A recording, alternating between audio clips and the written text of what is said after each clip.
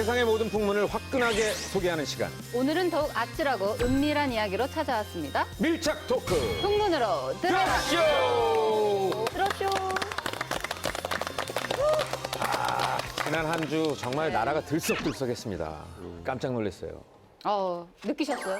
전 느끼지 못했는데 네. 사실은 당일에는 그렇게 크게 이게 뭐 마음적으로 이렇게 큰 일이었나 싶을 정도로 그렇게 못 느꼈는데 그 다음 날 되니까 이제 막 그 뉴스를 통해서 보고 막 그러다 보니까 이게 저는 느꼈어요. 저도 느꼈어요. 근데 처음이면서 느꼈어요? 저는 그날 사람 있다고 하더라고요. 저는 완전 술을 먹어가지고 세상이 돌고 있어가지고 제가 진짜 못 느꼈는데 진짜 웃긴 게 뭐 세상에 돌고 있었다 그랬는데 보통 사람들이 다 이제 가만히 집에 있다가 약간 어지러움증이 있어서 왜 바닥이 흔들린다라는 느낌 받을 때 있잖아요. 맞아요. 그 느낌 그대로였어요.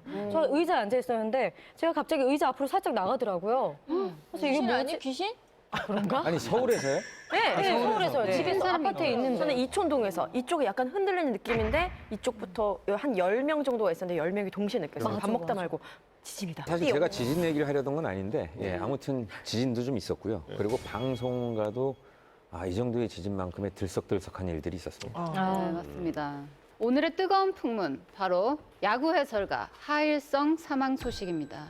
지난 9월 8일이었죠. 하일성 씨가 자살 소식이 전해지면서 야구 팬들의 큰 충격에 빠졌습니다. 박희명 기자님, 어떻게 된 일인가요? 네, 말씀하신 대로 야구의 거목이라고 불렸던 그 하일성 해설위원이 지난 9월 8일이었죠. 오전 7시 50분경에 자신이 대표로 있는 사무실에서 스스로 목을 매 숨진 채 발견이 되는 사건이 있었습니다.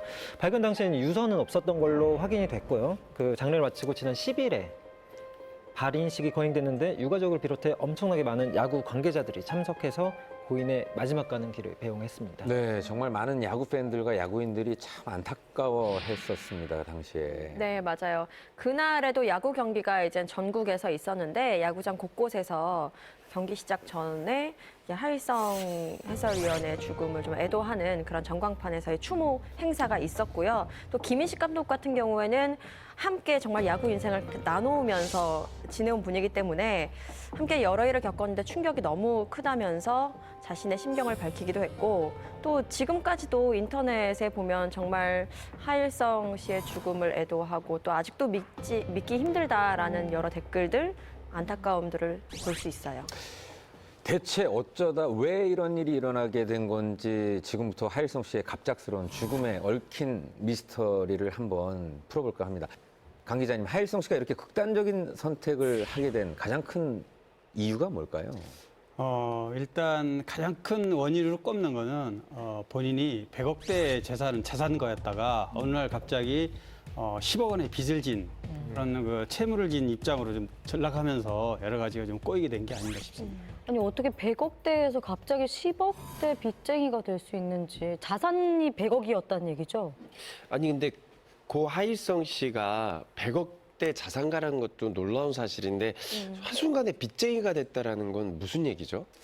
예, 우선 뭐 결론부터 얘기하면 맞습니다. 100억대 자산가였고요. 불과 몇 년 전까지도 빌딩을 가지고 있었으니까. 그런데 어쨌든 그 사이에 극과 극의 처지가 뒤바뀌면서 여러 가지 그 정신적인 고통을 좀 겪었고 그 사이에 많은 일들이 벌어졌습니다. 고 하일성 씨가 어쩌다 이렇게 많은 빚을 지게 된 건지 궁금합니다. 김여성 기자님. 네, 하일성 씨가 지난 2012년에 좀 친하게 지내오던 어떤 부동산 업자가 있었나 봐요. 그분의 소개로 자신의 그 100억짜리 빌딩을 이제 매각하게 되는데 그 과정에서 사기를 당한 것으로 알려졌어요. 이 건물을 매각했을 때 발생하는 양도세가 10억 원이었는데 그것을 고스란히 떠안게 되면서 경제적 어려움에 이제 휩쓸리게 된 거죠. 당시 하일성 씨 측의 발표에 의하면 이렇습니다. 오랫동안 친하게 지냈던 20년 지기 부동산 업자 조모 씨가 인근에 이제 쇼핑몰이 들어설 것이라면서 그 빌딩을 좀 팔아라라고 조언을 했나 봐요. 그렇게 권유를 해서 그 말만 하일성 씨는 믿은 거죠. 그리고 인감 및 부동산 매각에 필요한 일체의 서류를 이 조모 씨에게 넘겼다고 해요. 근데 이게 사기였던 거죠. 진짜 하일성 씨도 진짜 나이도 있으시고 지금까지 뭐 한국에서 한 부분에서 일가를 이루신 분인데 이런 부동산 사기를 당하셨다는 거는 진짜 굉장히 안타까운 일이고 그 사기 치신 분도 굉장히 제가 봤을 때 용감한 분입니다. 정말 100억을 한 번에 그렇게. 그러니까요. 아니 저도 이게 보통 부동산 업자분한테 사기를 당한다라는 게 사람들이 왜 그러지? 공신력이 있는 분인데 라고 생각을 할 거 아니에요. 사실 저도 어렸을 때 네. 한 3천만 원 2번 연달아 부동산 업자한테? 부동산 업자한테 사기받았어요. 어떻게 굉장히 그러죠? 순진하게 직접 찾아가서 다 확인하고 이랬는데 네. 사무실 운영하시고 계신 분한테 네. 사기 맞았어요. 그냥 와. 맘 먹으면 사기 당하더라고요. 아니 근데 사람이 조금 친해지고 가까워지면 느슨해지게 돼 있어요. 왜냐하면 네. 20년 지기 부동산 업자라고 하면은 사실은 그 안에 많은 어떤 관계도 있고 그런 과정들이 있다 보니까 사실은 인감과 어떤 등기부등본이라든지 관련 서류들을 줄 수도 있거든요. 믿게 된다면. 아무래도 이제 연예인이다 하면 돈을 많이 벌 거라고 생각하고 주변에 뭐 어디 주식을 사라, 뭐 빌딩을 매입하라, 매각하라 이런 정보가 굉장히 많이 오거든요. 사람이다 보니까 내가 뭐 100억을 가지고 있는데 그게 200억이 된다는데 어떻게 안 흔들릴 수가 있겠어요. 그래서 그렇게 하지 않았나 싶은데 참 정말 그거를 선택하기까지 굉장히 시간이 많이 걸렸을 거고 본인이 쌓은 100억이라는 재산을 좀 더 이렇게 업그레이드 하고 싶은 마음에 분명히 결정을 하셨을 텐데 결과가 이렇게 돼서 정말 너무 아쉽고 허무하네요. 근데 고 하일성 씨가 100억대 자산가였으면 사실은 당시 일을 계속 하고 계셨었거든요. 단순히 한 10억 정도의 채무는 일을 하면서도 이렇게 변제할 수 있는 충분한 능력이 있는 거 아닙니까? 지금 말씀하신 대로 사건 발생 이후에 세금 갚기 위해서 좀 노력을 하셨어요. 이제 그럼에도 불구하고 갚는 과정에서 첫 단추가 조금 잘못 끼워진 게 아닌가 이런 생각을 좀 하게 돼요. 일단 10억 중에 6억은 자기가 가지고 있던 돈으로 이제 변제를 했는데 나머지 4억이 이제 문제가 됐죠. 왜냐하면 4억도 사실은 이미 그 체납자, 그러니까 고액 체납자 신분이 되다 보니까 은행 대출이 안 되고 결국에는 이제 사채업자들에게 돈을 빌릴 수밖에 없고 지인들한테 가까운 사람한테 빌리는데 그 빌리는 돈이 뭐 몇 천만 원을 빌려도 결국에는 그게 제때 못 갚아주니까 문제가 자꾸 꼬이게 된 겁니다. 사채 손을 근데 세금도 보통 제가 알기로는 이렇게 분할해서 많이 하는 걸로 알고 있거든요. 근데 그런 거조차도 안 됐나요? 그게 이게- 안 될 때도 있더라고요. 아니요, 이게 그래요? 이제 세금이 이제 그 4억 정도의 고액 체납이 되면요. 일단 모든 어떤 활동에 그 문제가 좀 발생을 합니다. 이제 뭐 출국 금지서부터 그리고 이제 뭐 사회적으로 어떤 일을 하기 위해서 움직일 수 없는 어떤 그런 여러 가지 여건이 좋아지지 않고 또 이게 양도세잖아요. 그렇다고 하면 법적으로 결국은 본인이 건물을 매각하고 어떤 그 발생한 그 이익에 대해서. 세금이기 때문에 세무서에서는 이거를 이해할 수가 없다라고 이걸 뭐 사기를 받아서 양도세를 낼 수 없는 상황이다라는 걸 이해를 안 할 수밖에 없죠. 무조건 이제 갚으라고밖에 하지 않을까. 근데 아까 싶은데. 말씀하실 때 사채 얘기하지 않으셨어요? 네. 사채. 그렇죠. 그러니까 사채는 사채라도. 진짜 이자가 제가 알기로는 정말 원금보다 막 맞아요. 기하급수적으로 늘어난다고 네. 들었거든요. 그러니까 이제 4억 정도의 사채고 담보가 없이 그 고하일성 씨의 어떤 그 개인적인 어떤 그 신분으로만 빌려준다 하더라도 최소한 월 한 5, 6% 정도가 되지 않을까. 월 5, 6%에서 많게는 한 10% 이상일 거예요. 2, 3천까지 가는 월 그럼 그런데 하일성 씨가 이제 야구 해설하시던 분이기 때문에 해설한다고 했을 때 단가 제가 해설하는 분 다른 분한테 들어보니까 하루에 많아봤자 50에서 70 사이라고 이렇게 얘기 들었거든요. 그러니까 그런데 야구가 1년에 한 사람이 해설할 수 있는 게임이 한 150게임 있으니까 네. 1년에 그러면은 연소득으로 1억 이상 벌기 쉽지 않거든요. 뭐 강연이나 이런 다른 어떤 소득 활동이 있다 하더라도 그렇기 때문에 사채 이자를 감당할 수 없는 수준으로 이제 사채를 지게 된 거죠. 맞네요. 그리고 그게 뭐 이 모든 문제의 발단이라고 볼 수가 있는 게 이 사채 이자를 쓴 이후에 사채를 쓴 이후에 집에 뭐 수백 통 이상의 전화, 뭐 가족에게 협박을 일삼는 이런 불법 추심들이 뭐 빈번하게 벌어졌다고 하고 실제로 지상파 야구 해설을 그만둔 이후에는 수익이 정말 줄었기 때문에 그 눈덩이처럼 불어난 이자를 감당할 수가 없었던 거죠. 그러니까 제가 알기로 하일성 선생님이 강연 같은 것도 많이 했었거든요. 그런데 이런 게 기사가 그려고 그 전에 한번 됐어요. 그러니까 기사 된 이후부터는 그런데 뭐 야구 쪽이는 모르겠지만 나머지 뭐 대중을 상대하는 강연이라든지 아니면 방송 출연 같은 거는 찾는 거의 제로가 되는 거죠. 그냥 네, 그런 문제가 있었던 거죠. 아니 얼마나 힘들었으면 사채까지 썼을까 그런 생각도 좀 안타깝게 드는데요. 전혀 해결할 방법이 없었습니까? 이게 월 수입이라는 게 또 있지 않습니까? 그렇죠. 그러니까 분명 해결하기 위해 백방으로 노력한 것은 흔적들이 아주 곳곳에 있어요. 일단 살던 집을 팔고 월세로 바꿨고 사용하던 외제차도 다시 팔고 렌터카로 뭐 생활을 했다고 하는데 이 원금은커녕 이자조차 갚기 힘든 상황이었다고 좀 보여지는데 월 수입은 사실 1,000만 원 정도가 됐다고 해요. 하지만 워낙 부채가 많다 보니까 그것을 갚고 또 생활하는데 굉장히 어려움이 있었던 걸로 보여집니다. 또 설상가상으로 2015년 1월에는 보이스피싱까지 당했다고요. 헐. 아, 이 설상가상인데 이게 보이스피싱이 진짜 무서운 게 눈 뜨고도 우리가 또 알면서도 당하는 게 보이스피싱이잖아요. 이 보이스피싱을 어떻게 당했는지 좀 이야기를 전해드리면 심적으로 굉장히 힘들었을 그 시기에 하일성 씨가 평소 거래해오던 저축은행 직원을 사칭한 한 사람의 전화를 받게 됩니다. 그런데 하필 그 전화 내용이 5천만 원짜리 대출을 해주겠다. 받으실 의향이 있으십니까?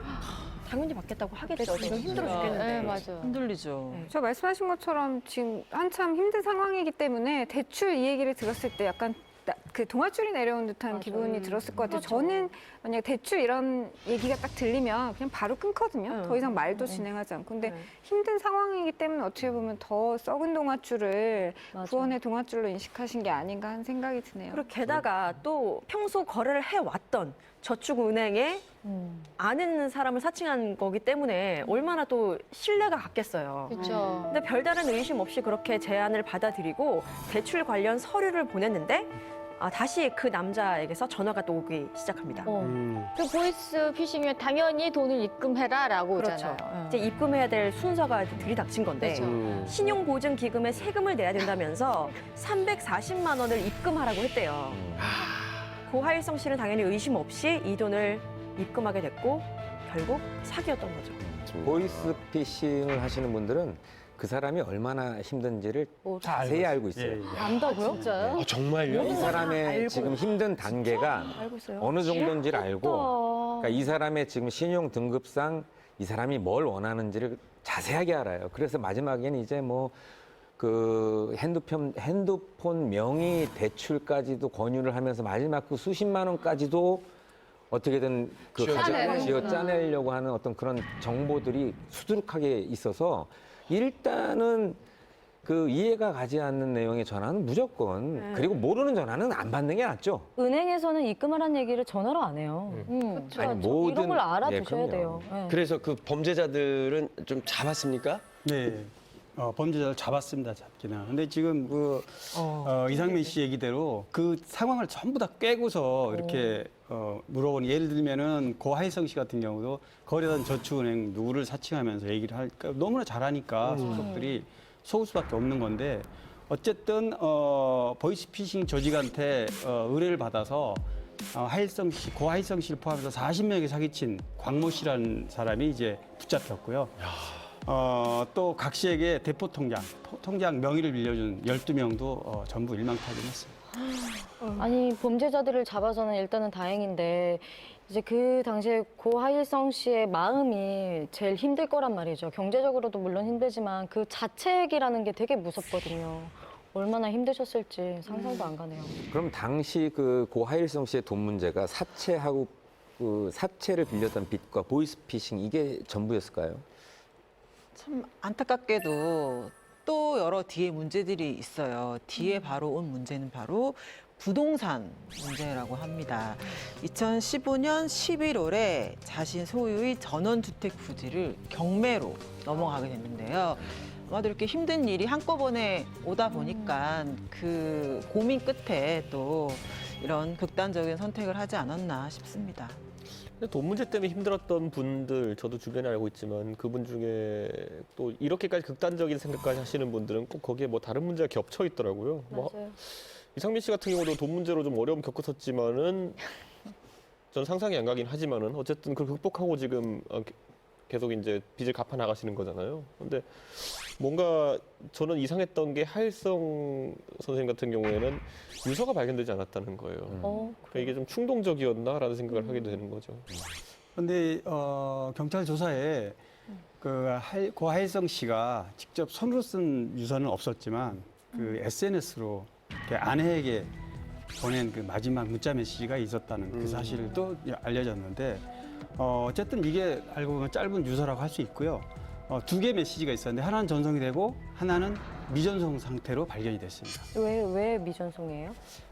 왜 보냈는지 보내지 못했는지는 아마 뭐 돌아가신 고 하일성 씨가 잘 알겠지만 어쨌든 많은 고민을 했겠죠. 어쨌든 둘 중에 하나 보낸 메시지 먼저 아내에게 전송 못한 메시지 내용은 미안하다, 사랑한다 이런 내용을 담겨 있었어요. 저는 왜 못 보냈는지 알 것 같아요. 왜냐하면 아내는 아무래도 남편의 상황을 너무나 잘 알고 있기 때문에 그 문자를 딱 받는 순간 느낌이 올 것 같아요. 그래서 차마 못 보내셨던 것 같아요. 정말 안타깝네요.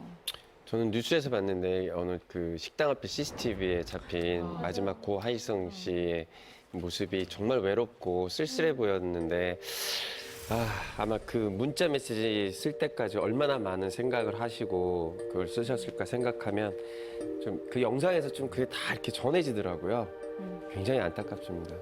사실 뭐 가족들에게 뭐 가장으로서 뭐 미안하다는 말을 하기에도 너무 힘든 그런 상황이 아니었을까. 그리고 굉장히 많은 주저가 있었을 겁니다. 그 과정 속에서. 아까 메시지 하나는 전송됐다고 했는데 그 내용은 뭔가요? 네, 전송된 메시지에는 사기 혐의로 피소된 건 너무 억울하다. 이 딱 그 한마디가 적혀 있었습니다. 사기 혐의요? 그럼 본인이 사기를 쳤다라는 그 혐의를 말씀하시는 거예요? 어떤 거죠? 2015년 11월에 빌딩, 그러니까 강남에 있는 실제로 빌딩은 가지고 있었습니다. 하일성 씨가 오래전부터 굉장히 그 스포츠계에서는 하일성 씨가 부자로 이렇게 자산 걸 알려져 있었기 때문에 실제로 맞는데 어쨌든 이 당시에 강남 빌딩을 매각하고 그 매각한 빌딩을 내세워 돈을 빌리고 갚지 않았다 이런 이제 사기 형태로 사건이 불거진 거죠. 일단 돈을 빌려준 이 박모 씨의 입장은 이렇습니다. 2014년 11월경이었고요. 그때 이제 세금이 5천만 원이 밀려 있는데 강남에 빌딩이 있으니 이거가 임대료가 들어오면 갚겠다. 그러니까 3천만 원만 일단 빌려달라라고 말을 했었고, 그러니까 이제 지인 입장에서는 뭐 건물이 있고 이제 월세로 들어오면 갚는다고 하니까 고 하일성 씨의 부탁을 들어준 거죠. 그러니까 3천만 원에서 선이자 60만 원을 제외하고 2,940만 원을 빌려줬습니다. 근데 이제 8개월 동안 이제 변제가 단 한 번도 없었고, 여기에서 이제 심지어 이제 그 빌딩 자체가 2년 전에 사실은 이제 매각됐다는 사실을 알게 된 거죠. 그러니까 이제 고소까지 가게 된 경우입니다. 그럼 그게 어쨌든 그 유령 빌딩을 놓고 돈을 빌린 거면 그게 사실이면 그게 이제 사기라는 겁니까? 그러니까 아까 얘기했듯이 원래 빌딩을 소유하고 있었기 때문에 이제 하일성 씨 설명은 자신은 빌딩을 그 매매하는 과정에서 여러 가지 세금이 나왔다. 그래서 어려워졌다. 그 얘기는 일부 맞는 얘기인데 그 돈을 빌려준 박모 씨 입장에서는 빌딩 매매 얘기가 나오니까 당연히 빌딩을 가지고 있을 거라 생각했고 거기에 대한 뭐 임대 수익을 가지고 갚는다 이렇게 받아들였을 것 같아요. 서로 아마 커뮤니케이션 문제가 있는 것 같고요. 일단 고 하일성 씨는 자신은 빌딩에 대해서 세금 문제가 있다고 그랬지 그거를 임대 수익을 가지고 돈을 갚겠다 이런 얘기를 한 적이 없다. 그냥 단지 지인한테 돈을 빌렸다고만 얘기를 한 겁니다. 결국 사기라는 거는 법적으로 봤을 때 내가 돈을 갚을 능력이 있는데 실제로 돈을 빌린 것이냐, 아니면 능력이 없는데 그런 것이냐에서 이제 갈리는 건데, 하일성 씨 입장에서 뭐 빌딩 임대 수익이 없다 하더라도 그 당시 2014년 말 2015년대 초면은 한창 예능 방송 같은 것도 출연 많이 하실 때거든요. 그러다 보니까 이 정도의 변제 능력은 뭐 3천만 원에 대한 채무의 변제 능력 정도는 본인이 갖고 있다라고 생각했다면은 뭐 실제로 그때 정황을 본다 하더라도 방송 수입이라는 걸 봤을 때 사기는 아닐 수 있다라는 게 하일성 씨의 주장인 거죠. 지금 이 사건의 진실은 밝혀졌나요? 뭐 아직 재판이 진행 중인 사안이었는데 더 이상 이제 진실은 밝힐 수 없게 된 그렇게. 상황이죠. 그러니까 이전 사기건도 그렇고 이번 사기건도 그렇고 아마 고 하일성 씨 같은 경우에는 자신에게 쏟아지는 이런 비난 그리고 억측들을 좀 감당할 수 없고, 그래서 약간 마지막 그 순간까지도 억울하다는 얘기를 남기셨던 것 같습니다. 제 뭐 개인적으로는 이 고 하일성 씨의 마지막 문자를 믿고 싶지만 사실은 이거는 이제 밝힐 수 없는 미국의 사건이 됐어요. 근데 또 이건 또 한쪽에 또 잘못하면 피해가 될 수 있으니까 뭐 이런데요. 아무튼 제가 좀 안타깝게 생각하는 건 끝까지 살으셔서 살아남으셔가지고 그렇죠. 억울하면 이걸 좀 밝혔으면 더 좋지 않았을, 그게 최고의 명예회복이 아니었을까라는 생각이 들어서 그 부분은 좀 안타깝게 생각합니다. 네, 본인도 그렇고 또 가족들도 마음고생이 정말 심하셨을 것 같은데 검찰에 기소되기 전에는 또 며칠 전에 아내분이 음주 사고 때문에 또 우리 하일성 씨가 소가리를 하셨다는 얘기가 들리던데. 네, 참 그래서 안타까운 것 같아요. 화불단행이라고 자꾸 안 좋은 상황에서 안 좋은 일이 계속 일어나는 거죠. 지난 7월인데 아내와 운전하고 가던 도중에 음주운전 방조 혐의로 경찰 조사를 받았습니다. 고 하일성 씨의 입장은 이렇게 나왔는데요. 농사일을 끝내고 막걸리를 몇 잔 마셨고 자기는 아내의 차에 타자마자 잠이 들었다. 그러니까 그때 아내가 이제 대리운전 기사를 부르지 못했던 것 같다. 비가 오기도 했고. 그래서 자기는 방조한 건 아닌 거죠. 자기는 몰랐다는 주장을 하고 있는 건데 이렇게 된다고 했을 때는 약간 충분히 억울할 수도 있는 입장인 건 맞는데 이것 또한 고 하일성 씨의 주장일 뿐이니까 진실은 알 수 없는 거죠. 사실 뭐 음주운전 방조죄가 사실 좀 큰 죄이긴 한 게 지금 방조죄 중에서도 예를 들어 교사 행위, 네. 예를 들어 나 지금 뭐라 이렇게 했을 때는 3년 이하의 징역 아니면은 벌금 1,000만 원까지 가능하고요. 그리고 단순히 그냥 내가 잤는데 이렇게 뭐 몰랐다. 하는 걸 보고도 말리지 않았다 정도 됐을 때는 1년 6개월 또는 500만 원 이하의 벌금이니까요. 이게 상당히 중죄에 해당하는 범죄입니다. 안 그래도 진짜 경제적으로도 굉장히 어려움에 처해 있는데 심리적으로 대단히 좀 불안정하게 만드는 그런 사건의 연속이 아닌가 싶습니다. 그렇죠. 아무래도 이제 돈도 잃고 명예도 실추되고 안 좋은 일들이 한꺼번에 겹치다 보니까 사실은 심적 고통이 말이 아니었을 것 같아요. 제가 들은 바로는 심한 우울증을 앓고 있었다는 얘기도 들었거든요. 이번 사건 때문에 우울증을 겪은 건 아니고요. 2002년에 발생한 심근경색으로 3차례나 큰 수술을 받았었거든요. 뭐 2013년에 방송을 했을 때 그 수술 이후에 극심한 공황장애와 우울증으로 정신과 치료를 받았다라고 본인의 입으로 고백을 했었습니다.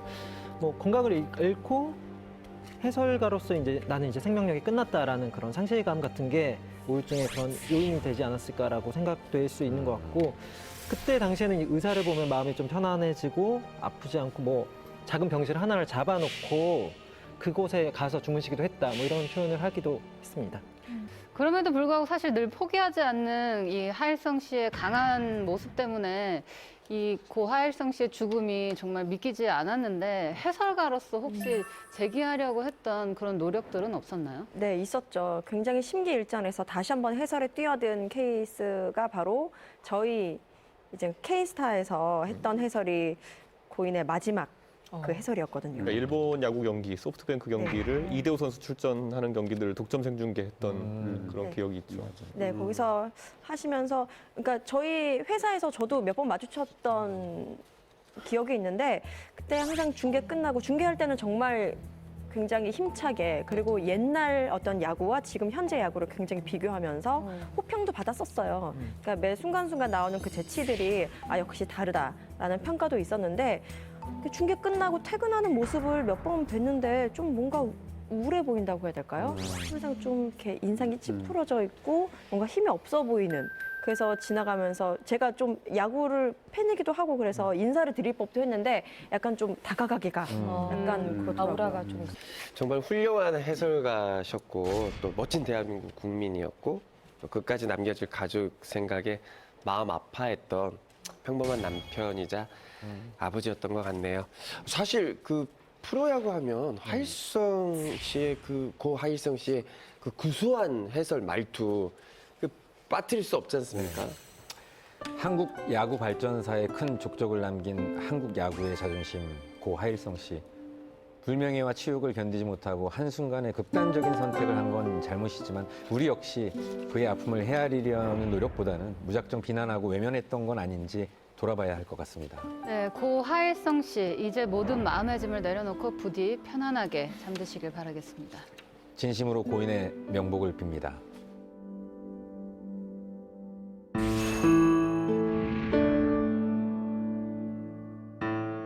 오늘의 주제는 바로 연예계 로얄 패밀리 스타들의 은밀한 비밀입니다. 겉으로 화려하지 않지만 알고 보니 금수저였다, 그 연예인이. 아버지가 뭐 굉장히 연봉을 많이 받는 연봉이 30억 원이다. 근데 자산 규모가 6조 원대. 일반 노동자들의 대배도 한 달에 벌기 때문에 너무 반전이어서 이게 잘 안 믿겨지네요. 로얄 패밀리 스타들의 2세의 삶에 대해 알아볼까 합니다. 원조 한류 스타 이렇게 부를 수 있고요. 그러니까 산모가 먹는 물도 3천만 원 정도. 진짜 뭐 짜장면 한 그릇 시켰는데 우리 건 짜장면에 캐비어 넣습니다. 뭐 이런 느낌 드는 것처럼. 사진 있나요? 양마다 개인 정원이 있다고요? 뜰처럼.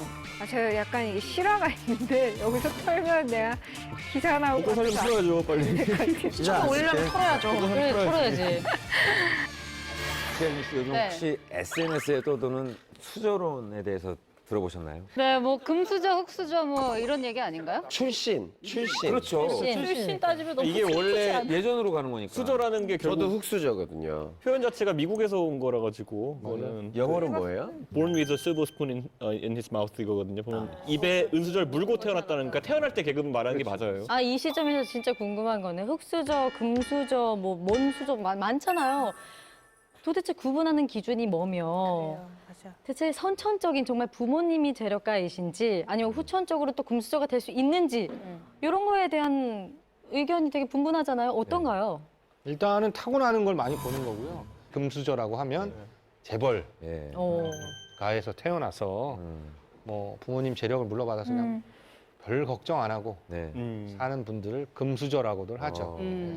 연예계에도 이런 금수저 스타들이 있습니다. 이들이 먹고 입고 즐기는 모든 프라이빗한 삶은 늘 대중의 관심을 받으면서 화제가 되고 있죠. 네, 그래서 준비한 오늘의 주제는 바로 연예계 로얄 패밀리 스타들의 은밀한 비밀입니다. 연예계를 대표할 만한 로열 패밀리 스타 누가 있을까요? 글쎄요, 연예계 로얄 패밀리 스타 그러면 뭐 많은 분들이 이미 이야기를 해왔던 뭐 네. 이서진 씨라든가 뭐 이필립 씨, 윤태영 씨, 아, 윤태영 씨. 제가 오늘 처음 알았는데 강동원 씨. 저도 처음. 이 정도가 대표적이고요. 잘생긴 사람들이 지방까지 좋으니까 우리가 너무 불공평해. 우리가 이렇게 농담처럼 하던 얘기 있잖아요. 네. 온실 속에 화초처럼 자랐다. 뭐 이렇게 이게 이게 금수저는 어렸을 때부터 이렇게 사실 어떤 걱정 없이 자란 티가 이게 외모에서도 좀 풍기는 것 같아요. 그렇죠. 그분들은 딱 봐도 이렇게 귀티나게 생겼잖아요. 네. 귀티나게. 그래서 저희가 준비를 했습니다. 이번 풍문은 나 좀 살았다. 반전의 금수저. 빠밤. 오. 와, 오늘 반전의 금수저요. 야, 그게 뭔가요? 네, 이서진 씨, 이필립 씨, 강동원 씨는 사실 누가 봐도 좀 로얄 패밀리의 그런 룩이잖아요. 그렇죠. 그런데 겉으로 보기에는 정말 흑수저거나 잘해봤자 동수저처럼 보이는 그런 연예인이 알고 보면 로얄 패밀리의 멤버다. 되게 궁금하네요. 오늘 주제 되게 할 말이 많을 것 같아요. 대체 누가 있어요? 자, 그렇다면 일단은 제가 힌트를 좀 한번 네. 드려보겠습니다. 근데 다들 아실 것 같아요. 차오루. 중국 갑부? 아니, 틀렸어요. 채소. 채소? 중국 베지테리언인가? 농업 갑부? 틀렸어. 누구지? 프로불참로. 첫 번째로 소개해드릴 반전의 금수저 스타는 바로 조세호 씨입니다. 네, 조세호 씨는 지난 2001년 SBS 공채 개그맨으로 데뷔를 했는데요. 이후에 다양한 예능에서 활약해오다가 2014년 SBS 연예대상 예능 부문 뉴스타상을 수상했죠. 야. 아니, 제가 조세호 씨랑 같이 프로그램을 했는데 시골집에 가가지고 할머님들하고 이제 같이 외로우신 독거노인이나 아니면은 다른 이제 부부로 계셨는데 자녀가 안 계신 분들 이렇게 가가지고 같이 지내는 시골에서 같이 지내는 그런 프로였는데 거기서 너무 현지인처럼 현지인처럼 이렇게 행동을 했거든요. 금수저라는 거는 저희가 처음 알았어요. 근데 저희 뭐 개그맨들 사이에서도 뭐 선천적인 금수저다 아니다라는 말이 많은데 제가 박나래 씨한테 한번 들은 게 있어요. 개그계의 구준표다. 아, 조세호 씨가요? 예, 박나래 씨랑 되게 친하거든요, 또. 어머. 그렇게 알고 있는데 계속 조세호 씨는 또 아니다라는 해명을 워낙 하시니까 아직까지도 약간 반신반의하고 있어요. 미스테리야. 네, 어쨌든 전혀 금수저로 안 보이는 조세호 씨 죄송합니다. 네, 대체 어떤 배경을 갖고 있길래 금수저 연예인이라는 그런 얘기가 나오는 건가요? 조세호 씨 데뷔한 지는 한참 됐죠. 2001년에 데뷔했으니까. 네. 그런데 그동안 뭐 특별하게 자기의 어떤 자기를 부각시킬 만한 계기가 없었고, 그런데 어떤 예능 프로그램에 한번 출연해가지고 조세호 씨가 금수저다 이런 얘기가 이제 딱 들리는 순간에 반전이 있었습니다. 근데 하여튼 아버지가 뭐 굉장히 연봉을 많이 받는 기업에 임원으로 있다. 그래서 뭐 조세호 씨가 그런 농담도 했어요. 뭐 아버지 연봉을 안 가르쳐줘가지고 굉장히 배신감을 느꼈다라든지 뭐 연봉을 알고 나서 주변에서 돈을 빌려달라고 그랬다든지 뭐 이런 얘기를 많이 했죠. 거기서 그런데 저는 느낌이 오는 게 뭐냐면은 원래 개그계도 네. 오래 버티려면 돈 좀 들지 않아요? 개그계 쪽에 그 힘든 분들이 많으니까 돈 그러니까 왜냐 정치하는 사람들도 보면은 선거 계속 떨어지고 그러면은 계속 버티려면 돈이 필요하거든요. 근데 그게 진짜 금수저 집안이면은 잘 버텨요. 근데 그게 아니면 나와서 계속 다른 일도 하면서 또 정치도 하고 이러려면 오히려 갈수록 꼬이는 그런 경우가 있거든요. 저는 훨씬 전에 알았어요. 이런 거 보도되기 전에. 김구라 씨랑 친하잖아요. 네. 김구라 씨 누가 오면 무조건 아버지 뭐 하시냐. 나한테 얘기하더라고. 이분이 별로 그렇게 남의 연애 이런 거는 김국 씨 못 맞히잖아요. 관심이 없어요. 근데 이제 오늘 저에게 라디오 제가 게스트 출연한 눈이 동그랗게 떠서 배추 있잖아. 배추. 아버지가 전무래. 연봉이 이게 좀 되나 봐. 그래가지고 그때 알았지. 네, 맞아요. 말씀하신 것처럼 그 IBM의 한국지사에서 수십 년간 근무해온 임원이시라고 하더라고요, 아버지가. 연봉이 30억 원이다 라는 소문이 있는데 물론 이 정도까지는 아니라고 막 손살을 치긴 하지만 네. 그래도 이 정도의 버금 가기 때문에 이런 소문이 돌지 않았나 싶거든요. 아니 얼마 전에 제가 녹화 중에 조세호 씨랑 같이 녹화를 했는데 새로 옷을 하나 샀더라고요. 네. 티셔츠 반팔인데 예쁘더라고요. 그래서 세호야, 이 티셔츠 이쁘다. 그랬더니 형, 저 외국 직구로 산 건데요. 맞아, 직구 그래서 좋아. 예쁘다. 그랬더니 형 가지실래요?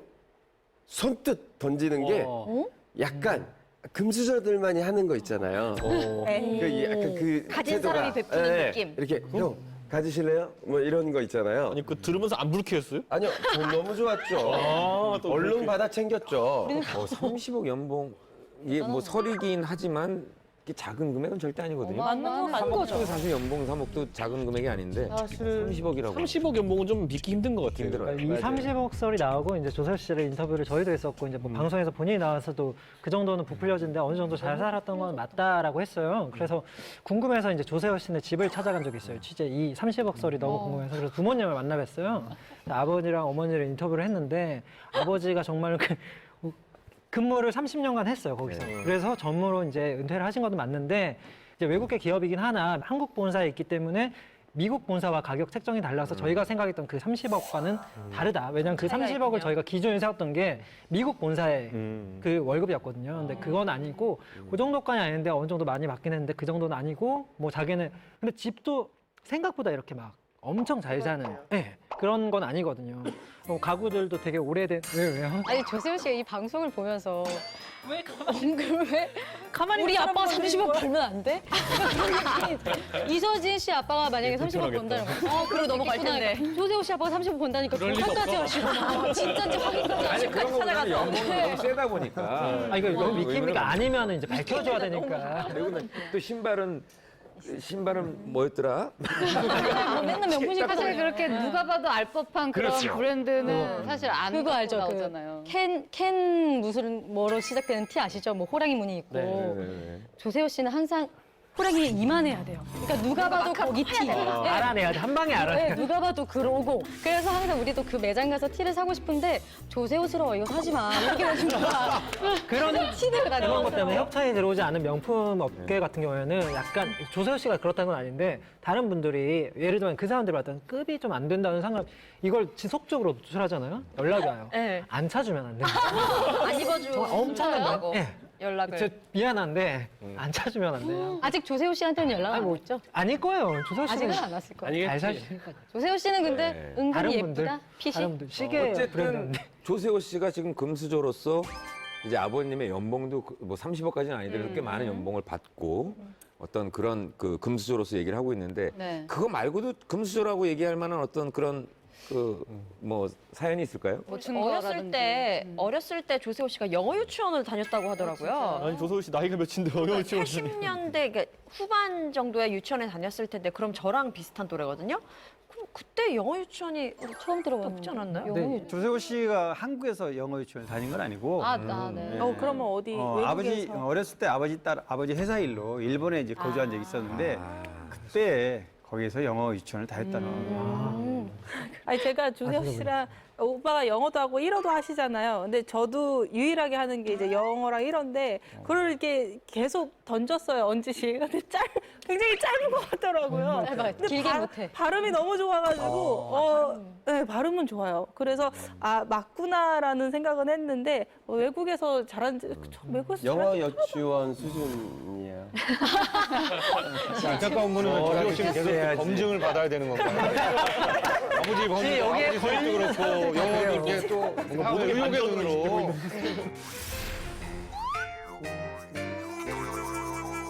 사실 지금 최근에 조세호 씨는 이젠 김은국 씨가 샘을 낼 정도로 엄청 떴잖아요. 정말 너무 특이한 케이스인 것 같아요. 한 예능 프로그램에서 김은국 씨가 뜬금없이 안지욱 결혼식에 왜 안 와서?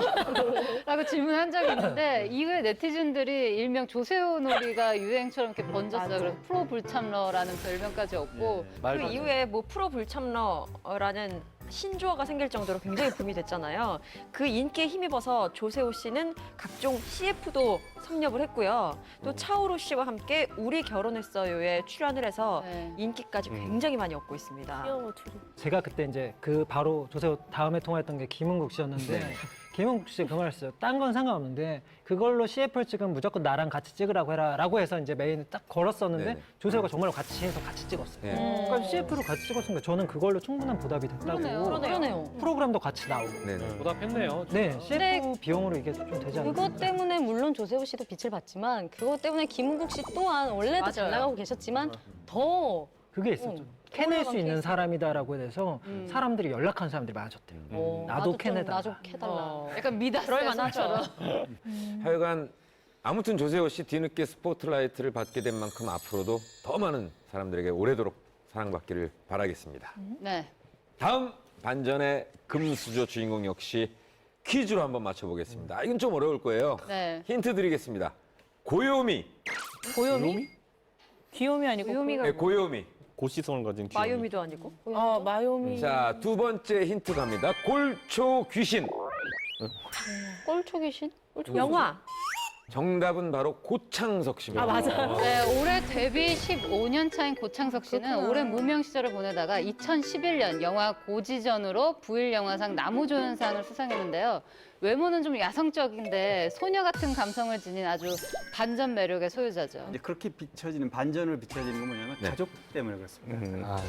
아버지가 서울대 출신의 건설업을 종사했던 분이시고요. 어머니도 뭐 연대 국문학과시고 또 형도 형은 하버드대 엘리트 집안이네요. 로스쿨 나와서 고등학교 다녔네. 대박이다. 지금 이제 뭐 국내 굴지의 K 로펌에 지금 근무하고 있고 장인 씨. 변호사.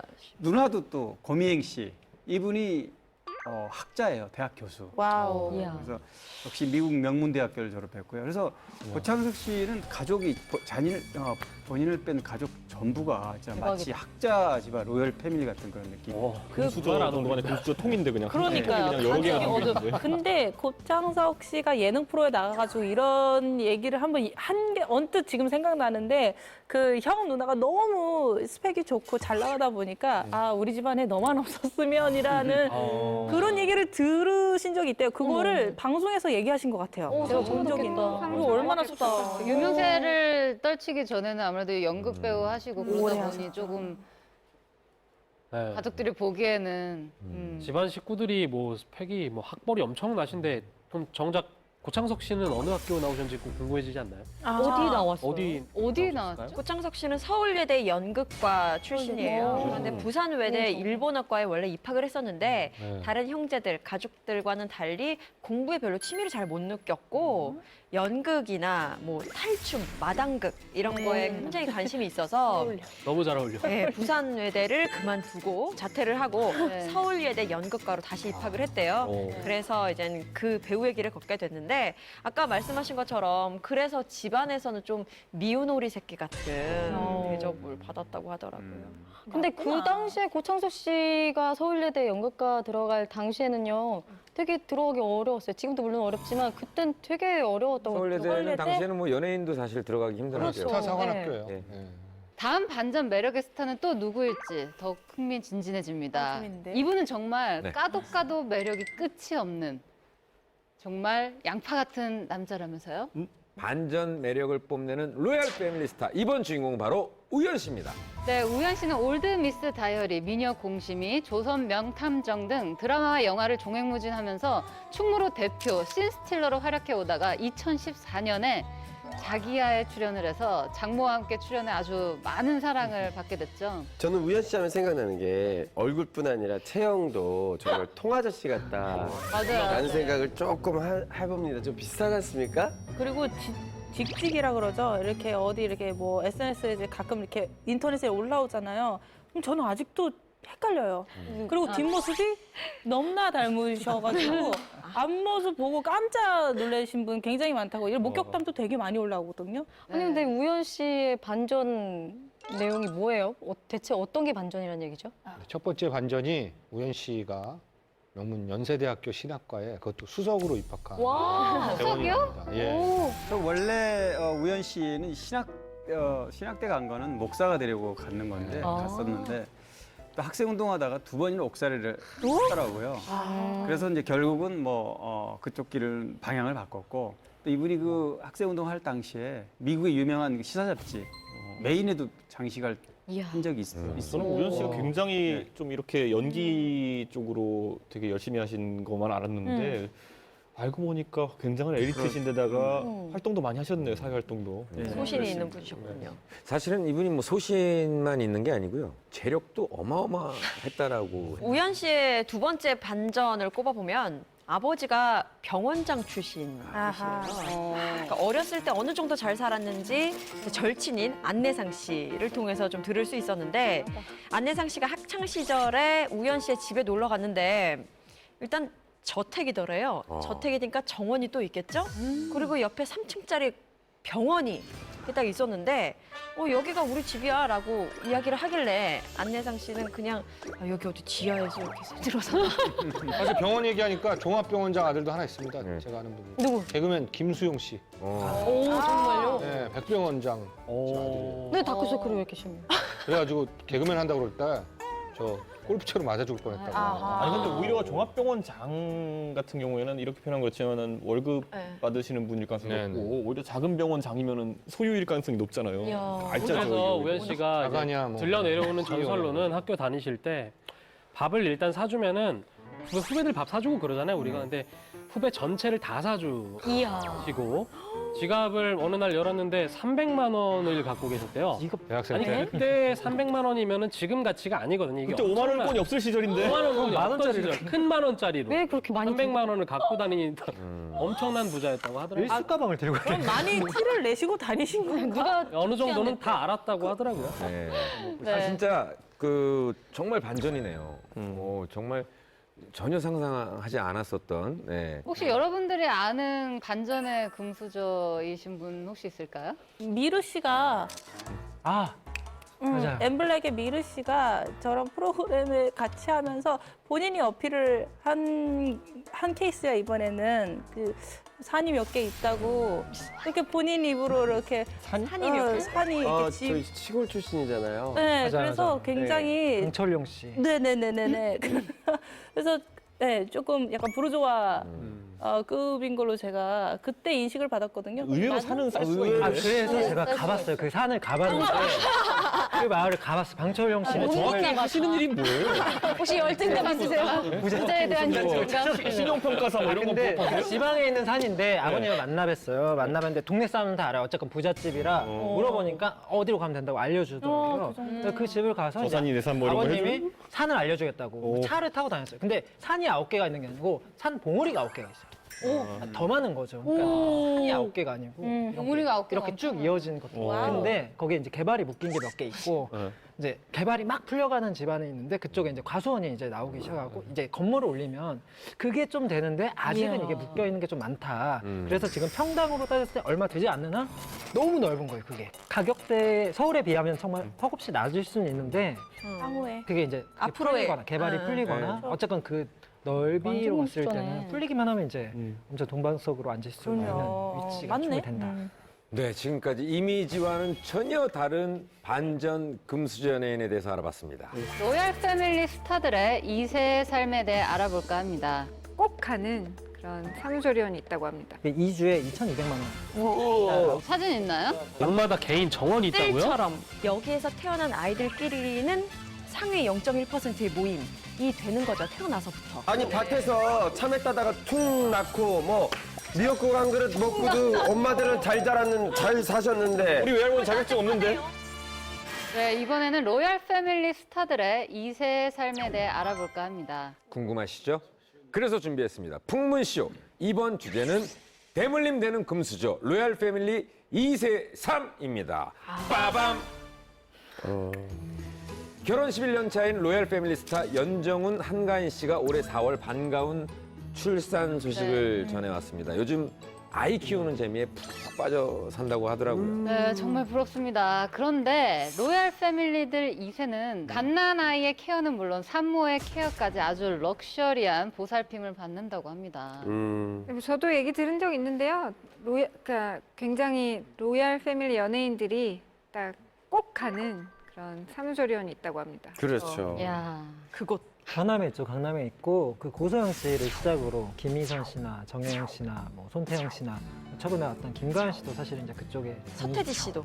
네. 그 D 산후 조리원이 엄청 유명하죠. 다른 게 도대체 뭐가 다르기 때문에 그렇게 대단한 산후조리원인지 훈제 미역국 뭐 이런 거요? 이게 관리가 장난 아니에요. 일단 금액의 차이가 있죠. 일단 금액의 차이가 있고 일반 산후조리원이 2주에 한 170만 원 된다면 사실 이제 맨 처음에 이게 제가 기억하기로는 기사가 나왔을 때 고소영 씨 기사였거든요. 2주에 2,200만 원하고 나왔던 걸 기억하고 그러니까 엄청난 거죠. 아니, 호텔 일단은 스위트룸보다 비쌀 수도 있다는 건데 비싼 거죠. 이거를 뭐 어떤 시설이 있다는 거예요 도대체? 그러니까 허허, 야.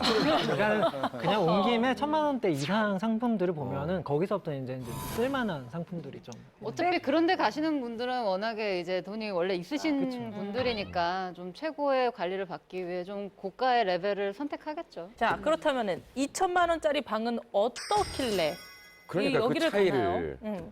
사진 그러니까 있나요? 우리가 봤을 때는 이제 개인 침실과 뭐가 2천만 원? 뭐지 거실이 분리돼 있고 그게 개인 정원이 있어요. 얼마짜리인가? 방마다 개인 정원. 예. 정원이요? 방마다 개인 정원이 있다고요? 뜰처럼. 아니 저것보다 스위트룸이 그러니까 집 낫다 같은 솔직히. 느낌, 그래. 집 같은 느낌이죠. 보니까 잠깐, 물 생수도 굉장히 이제 고가의 이제 그렇죠. 물이나 이렇게 배치되어 있는 시설이 굉장히 깔끔하고 식단까지 잘 나오네요. 반찬이 굉장히 좋아 보이네요. 지금 거론되고 있는 이제 스타 배우들이 찾는 그 음. 산후조리원은 일반 산후조리원하고는 그냥 기본적으로 다르다고 보면 돼요. 네. 모든 게. 예를 들면 뭐 먹는 거, 예를 들면은 뭐 그 피부 관리를 받는 것도 1인실 뭐 에서 받는다든지 아이가 자는 침대 같은 것도 완전 외국 유명 브랜드를 한다든지 뭐 이런 모든 걸 다 명품으로 둘러가지고 돼 있기 때문에 가격차가 그렇게 날 수밖에 네. 없어요. 아니 태어나자마자 제일 먼저 쓰는 침대도 명품인 명품 브랜드. 거예요? 어이구. 아니 원래 공공산후조리원은 에스테틱 이런 마사지 서비스가 없나요? 전혀? 그러니까 일반 산후조리원 같은 경우에는 그런 거 당연히 제공이 되죠. 근데 공용 자욱이랑 황토방을 마련해 놓고 있고 뭔가 럭셔리 산후조리원과는 좀 많이 다른 거 방이 좁다든지 침대가 뭔가 슈퍼 싱글이라든지 뭐 이런 느낌이 있는데 이제 제 아까 말했던 D 산후조리원을 가봤었는데 그 거기는 그러니까 1,000만 원대 이상 때 얘기를 들으면은 거기가 원래 이제 스파로 되게 유명한 곳이에요. 그러니까 그걸 할 때 살을 이제 빼잖아요. 빼고. 아기를 낳고. 근데 자기네에서 못 빼면 아무 데서도 못 뺀다. 이런 자부심을 갖고 있더라고요. 말을 설명을 할 때부터. 그러면 당연히 뭔가 좀 더 하고 싶은 그런 마음이 들게는 만들어요. 그래요. 여자들의 약간 호기심을 그치. 타게 네. 하네요. 왠지 해야 될 것 같고. 근데 돈만 만약에 있다면, 없다면 무리해서 할 필요는 없죠. 근데 못하죠. 돈 있다면 거기는 있는 사람들이 좀 있고 약간 뭔가 프라이빗한 거를 네. 굉장히 그냥 확실하게 해주는 곳이라서. 제 아는 언니도 이제 산후조리원으로 이제 유명한 탑스타들이 다니는 이제 산후조리원을 갔는데 저도 한번 가봤어요. 그런데 그러니까 기저귀도 해외에서 좋은 브랜드 유기농 기저귀 그리고 물 자체도 굉장히 다르고 그러니까 하나하나 소품들이 다 최고급 최고가의 아이템들을 쓰더라고요. 또 그렇구나. 뿐만 아니라 또 어쨌건 이 연계된 병원에서 소아과 의사가 신생아의 건강을 매일 체크를 해주는 뿐만 아니라 이게 좀 재밌는데 VIPC의 경우에는 국제 모유 수유 자격증을 보유한 정규 간호사가 좀 이상한데 이거? 제가 모유 수유 자격증에 대해서 그래서 조금 알아봤습니다. 아, 네. 과연 뭘까? 모유 수유 궁금하네요. 무슨 자격이 필요한가? 근데 알고 보니까 이게 따기도 굉장히 어려워요. 이게 최소한 소아과나 산부인과 병동 3년 이상 근무한 정식 간호사여야만 하고요. 게다가 이분들이 어떤 교육을 받는 거냐면 수유 자세라든지 전물림 그리고 원령에 따라서 아이들 뭐 수유하는 방법이 다 다를 거 아니에요. 양 같은 것도 그런 거를 완전 체계적으로 교육을 받고 5년마다 갱신을 하는 이런 자격증이라서 이걸 딴 분을 거기에 이제 고용하는 것 자체가 굉장히 큰 비용이라 이거죠. 그러니까 전문인을 옆에 완전 항상 완전 전문인이죠. 준비가 되어 있는 거죠. 뭔가 좀 이상합니다.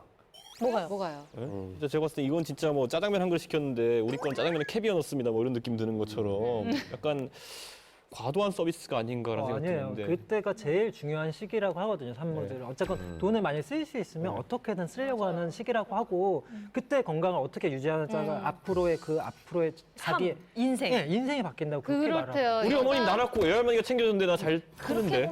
옛날 우리 어르신들은 그러니까. 그냥 우리 그래서 나왔어요? 아니 밭에서 참외 따다가 툭 낳고 뭐 미역국 한 그릇 먹고도 엄마들은 잘 자랐는 잘 사셨는데 우리 외할머니 자격증 없는데? 우리가 평범하게 태어난 사람은 잘못인가요? 그러니까 우리가 이 얘기 나중에 이 주제를 갖고 한번 다시 의논을 논의를 나중에 하도록 아침마당에서 하고요. 사실 문자로 얘기하자. 2천만 원 이상의 그 비용이 드는 산후조리원 나름 명분이 있고 이유가 있으니까 찾겠죠. 근데 사실 이게 2,200만 원이 사실 이 관련 기사가 났을 때 제가 댓글을 봤는데 굉장히 많은 위화감을 조성한다. 돈 자랑하냐 뭐 이런 댓글들을 많이 봤거든요. 실제로 2,200만 원을 1년 일해도 벌기 쉽지 않은 것이 한국 노동자들의 절반 이상이라고 보고 있고 근데 이 부유층은 사실 일반 노동자들의 10배, 20배, 100배도 한 달에 벌기 때문에 그 사람들을 위한 서비스를 고안해냈을 때는 이분들에게 2,200만 원은 껌값이다 이렇게 판단할 수 있을 것 아무리 그래도 같아요. 2,200만이 껌값인 사람이 그렇게 많을까요? 아니요, 근데 뭐 자기를 위해서 자기한테 그쵸. 투자한다라고 생각하면 제가 조용히 쓰려고 했는데요. 네. 제가 6개월이에요. 산후조리원도 갔었고요. 네. 네. 작가님 얼마? 네? 얼마짜리? 저는 뭐 동네에선 제일 좋지만 왜냐하면 집에서 멀기 때문에 안 갔어요. 근데 굉장히 그래도 좋은 데고요. 가격은 여기보다 훨씬 적습니다. 아까 말한 이준석 씨 말한 수준이고 근데 뭐 이준석 씨가 아까 뭐 논리적으로 얘기하지만 부부 관계나 애가 태어날 때는 논리적으로 안 돼. 그럴 때 그냥 하자는 대로 해야 돼요. 예, 하지 않으면 애가 아플 때마다 혹은 뭐 삐뚤어 나갈 때마다 그때 내 말 안 듣는 그렇지. 평생 연좌제로 가니까 그때는 그래야 되고요. 근데 이제 그때 그랬어야지 네. 이러면서. 산후조리원은 아기를 위한 곳이 아니라 산모를 위한 곳입니다. 산모들이 그 다음에 또 애를 키우기 힘들고 거기 안 그러니까 가서 막 이런. 그 기간만큼은 천국처럼 지내는 곳이 산후조리원인데 근데 이렇게 따지면 좀 문제가 달라질 것 같아요. 굳이 그렇게까지 돈을 들여서 고급스러운 물품으로 어차피 다른 데서도 이런 거 비슷하게 대우받을 수 있을 텐데 왜 굳이 그곳을 이용하느냐라고 질문을 한다면 이 얘기는 어떠세요? 조리원 동기 모임이 굉장히 중요해요. 이게 진짜 중요해요. 진짜요? 조리원 뭐예요? 이것 때문에 간다고 보면 조리원 이게 모임이 근데 있어요? 어느 조리원이나 다 그렇죠. 동기 모임들이 좀 있거든요. 그런데 왜냐하면 다 출산 시기도 비슷하고 이곳을 이용했으니까 재력 수준이 비슷할 거 아니에요. 그리고 뭐 같이 아이들을 키우면서 육아 정보도 얻는 이런 동기 모임이 굉장히 활성화되어 있는데 그러니까 산후조리원 때부터 인맥이 형성되는 거고 여기에서 태어난 아이들끼리는 상위 0.1%의 모임이 되는 거죠. 태어나서부터. 그러니까 굳이 이곳을 많은 분들이 이용하는 것 같기도 해요. 그러니까 육아 정보부터 공유하기 시작해서 이제 자라나면서 교육 정보 공유하고 나중에 이제 혼인 정보까지 서로 공유하는 완전 세트가 시작되는 쭉 지점이 이어져요. 바로 거기라는 거예요. 아까 말했던 제 친구가 D 조리원 출신인데 여기서 이 동기 모임을 해요. 네. 하는데 여기서부터 시작해서 어린이집이랑 그다음에 그 파락군이랑 그다음 다음 학교랑 맞아요. 이런 게 다 연결이 돼 있어서 근데 정확히는 거기에 나왔다고 모두가 동기를 하는 건 아니고 프라이빗한 사람이 많아서 몇 사람들이 또 이제 그 중간 계층 아, 라고 하더라고요. 거기서도 친구 나누는구나. 말로는. 저도 초등학교, 중학교 친구들 다 있지만은 걔네가 어떤 산후조리원 나온지가 제가 그들과 교제하는데 아무 영향이 그러니까 없는데. 그때는 초중고 동창이었잖아요. 이제는 이제 산후조리원부터 어린이집 와. 영어 모임이 유치원 있어요, 정말. 박정원 작가님 어쨌든 애들끼리도. 야, 그 산후조리원부터 이 동기 모임에 대한 어떤 그 중요성을 느낄 수밖에 세상이 없는 이 참 현실 어떻게 생각하십니까? 예전에는 뭐 개천에서 욕난다 이런 얘기들을 많이 속담을 했잖아요. 근데 네. 이제는 개천은 개천이고 개천에서 미꾸라지도 안 난다 이런 말을 할 만큼 이제 그 뭐 웃기고 또 슬픈 이야기인 거죠. 사회 계층 이동 자체가 좀 불가능해지는 쪽으로 사회가 변화하고 있다 보니 이제 그냥 개천에서 난 사람은 평생 개천에 있는 걸로 아하. 이런 느낌. 아닙니다. 이상하게 흘러가고 있네요, 아직도 사회가. 믿습니다. 개천에서 욕 납니다. 정원 씨 말대로 예전에는 공교육만 잘 받아도 사실 꿈의 대학을 갈 수 있었던 시절이 있었는데요. 하지만 지금은 사실 초등학교 교육부터 고등교육까지 스타들 역시 자녀들을 소위 말하는 로열 패밀리처럼 키우거나 그들의 세상에 입성시키기 위해서 굉장히 많은 노력들을 기울인다고 합니다. 네. 태어나는 순간부터 럭셔리한 삶을 시작하는 로열 패밀리 연예인 2세. 네, 고급 산후조리원에서 케어를 받은 2세의 다음 코스는 뭔지 아십니까, 이상민 씨? 아우 모르겠어요. 모르고 싶어요. 저는 정말 헛수저라서 잘 모르겠는데요. 잘 모르겠는데요. 뭐라고 하는 거죠? 그거죠? 내는 거예요? 뭐죠? 네, 로얄 패밀리 2세는 어릴 때부터 좀 남다른 교육을 받는다고 합니다. 네. 아니, 뭐 어떤 교육인가요?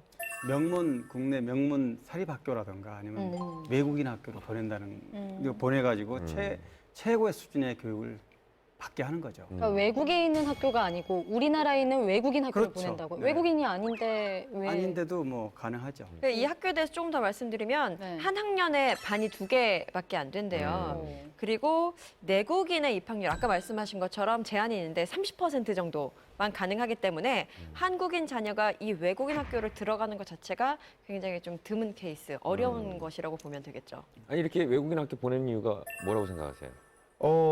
영어 배우면 네. 아무래도 좀 이렇게 단계를 뛰어 건너뛰기에 쉽다라고 생각하시는 부모님들의 학부형들의 어떤 생각이 아닐까요? 네. 네, 맞아요. 그 뉴욕에 본교가 있는 드와이트 외국인 학교는 뭐 이미 알려져 있지만 전두환 전 대통령 며느리죠. 그 박상아 씨가 이제 자녀를 거기로 보낸 걸로 많이 알려져 네. 있죠. 그럼 박상아 씨 자녀는 어떻게 들어가게 된 거죠? 근데 박상아 씨 자녀 그때 입학하면서 부정 입학이다 뭐다 이런 얘기 많이 나왔었고 사실 꼭 그렇게 박상아 씨 자녀 아니다 하더라도 정재계 인사들 그때 많이 논란이 됐습니다.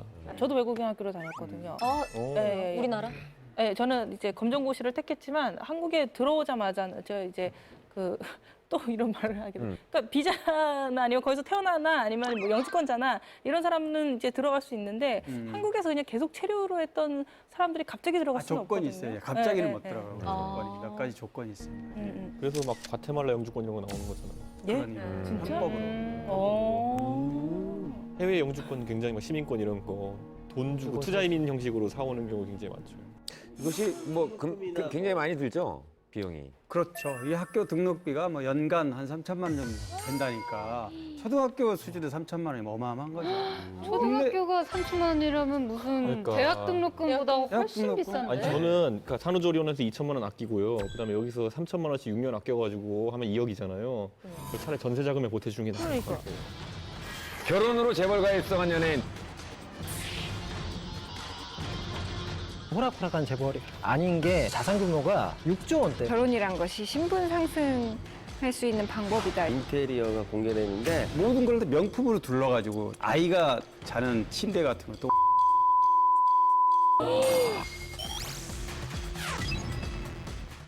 네, 지금까지 로열 패밀리 2세들의 삶에 대해서 살펴봤습니다. 로열 패밀리의 삶. 부럽나요? 아직 본인한테 물어보신 거예요? 부러워. 본인한테 물어보신 거잖아, 지금. 대답하세요. 아니, 뭐 부럽다기보다는 사실은 뭐, 예. 뭐 또 그들이 또 그들만의 삶이니까 네. 네, 참 맞아요. 신기하긴 하네요. 김주미 씨, 예. 다시 태어나지 않아도 로얄 패밀리가 될 수 있는 방법 혹시 아시나요? 그런 게 있으면 본인도 적용해야 되는 거 아닌가요? 그렇죠. 바로 재벌가 사람과 결혼을 한다는 거죠. 아이고야. 한 방에. 네. 어렵네요. 그러면은 사실 원래 로얄 패밀리가 아니어도 로얄 패밀리에 입성할 수 있는 기회가 생기게 열리는 되죠. 거죠. 그런 분들이 또 종종 있잖아요. 여자 네, 연예인들. 연예계 좀 있죠. 풍문쇼 지금부터 소개해드릴 주제는 바로 결혼으로 재벌가에 입성한 그녀들입니다. 빠밤! 좋겠다. 결혼으로 재벌가에 입성한 연예인, 대표적인 연예인이 바로 아나운서 노현정 씨가 아닐까 싶은데요. 노현정 아나운서 현대그룹 고 정몽우 회장님의 아들 정재선 씨에게 결혼을 해가지고요. 굉장한 화제를 그때 불러일으켰습니다. 네. 네, 노현정 씨가 결혼하기까지 과정이 이렇게 쉽지 않았다고 들었어요. 네, 맞습니다. 처음엔 좀 순탄치 않았던 것 같아요. 정대선 씨의 어머니인 이행자 씨는 처음에는 좀 두 분의 결혼을 탐탁치 않게 생각했다고 하는데 도움을 주신 분 두 분이 있습니다. 바로 강부자 씨와 정몽준 의원인데 이 두 분이 노현정 씨에 대한 칭찬을 그렇게 많이 전달했다고 해요. 그래서 마음이 돌아서서 결혼을 승낙해서 가정을 또 꾸리게 됐다고 하네요. 네. 뭐 그렇게 되면 주변에서 약간 좀 미뤄져서 이게 이루어진 케이스네요. 그렇죠. 뭐 미뤄졌다기보다는 도움을 좀 줄 거죠. 그 시어머니 될 분이 좀 탐탁지 않게 생각했으니까. 예. 근데 어쨌든 노현정 씨 일단 결혼 승낙을 받은 이후에는 일체 외부 연락을 끊고 일단 신부 수업에 매진했다는 얘기가 들렸습니다. 당시. 노현정 씨가 이제 인터뷰에서 이런 말 했습니다. 남편이 너무 좋아서 시키는 대로 했어요. 이게 뭐냐면 결혼 전에는 사실은 요즘 젊은 여자들이 결혼 전에 할 줄 아는 게 없잖아요. 예. 왜요? 난 뭔 소리라는 거야? 뭔 소리야? 난다 늙었네. 그래서 결혼 후에 이제 남편한테 살림도 배우고 뭐 운전도 배우고 또 이불 정리, 뭐 부엌 살림 이걸 또 정대선 씨가 가르쳐줬다는 것도 재밌지만 그 재벌가 재식이 네. 따로 있겠죠. 이런 것들을 배웠다고 합니다.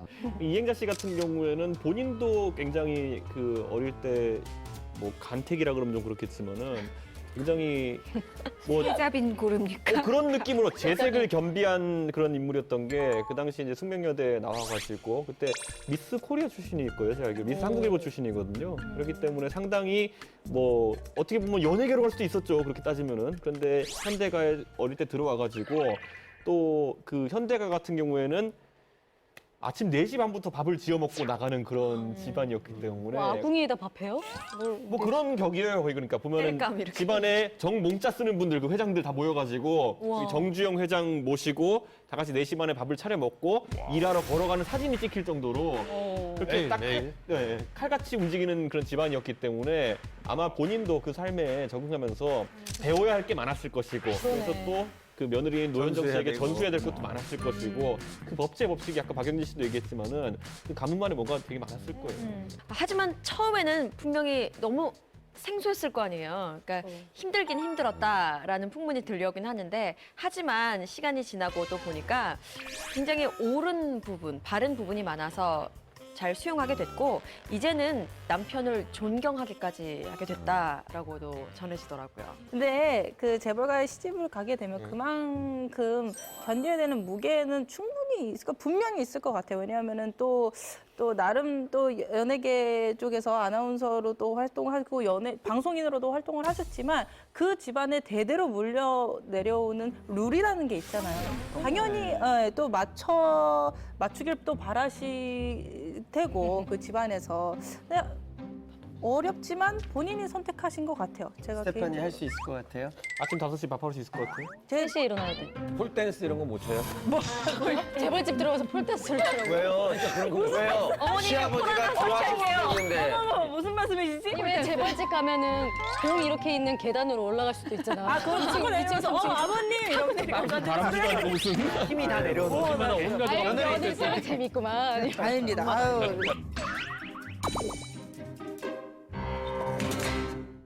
한국이 신분제 사회는 아니죠. 평등한 시민으로 이루어진 사회이지만 현실적으로 여자들의 어떤 결혼이란 것이 신분 상승할 수 있는 방법이다. 이렇게 여겨지는 것도 사실 뭐 현실이긴 현실이라고 생각하고요. 근데 노현정 씨가 결혼 이후에 비춰진 모습들이 간간히 보이는 모습들이 굉장히 피곤해 보이고 지쳐 보이는 모습들이 노출되었었던 것은 좀 사실인 것 같아요. 예전에는 이렇게 화장도 세게 하고 항상 웃고 뭐 이랬다면 당당해 보여. 좀 글쎄요, 좋은 하드웨어를 갖게 되었지만 본인의 삶이라고 말할 수 있는 소프트웨어는 사라진 상태는 아닐지 좀 저는 정말 한번 걱정스러워 해볼 만하죠. 전 노현정 씨가 언론 노출된 걸 결혼하고 나서 딱 2번 전 봤던 게 예전 인터뷰하는 거 한번 나온 거 있었고, 두 번째가 이제 시아버지라고 해야 되나?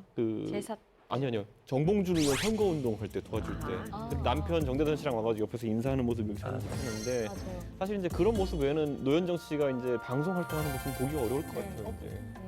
지금까지 현대가에 입성한 노현정 씨에 대한 이야기를 나눠봤고요. 노현정 씨 말고도 재벌가에 입성한 연예인이 또 있죠. 아, 그래요? 그렇죠. 결혼 후에도 아직 활발하게 활동을 하고 계신 그분 바로 최정윤. 네, 이랜드 그룹 며느님이죠. 재벌이 좋긴 좋은 게 네.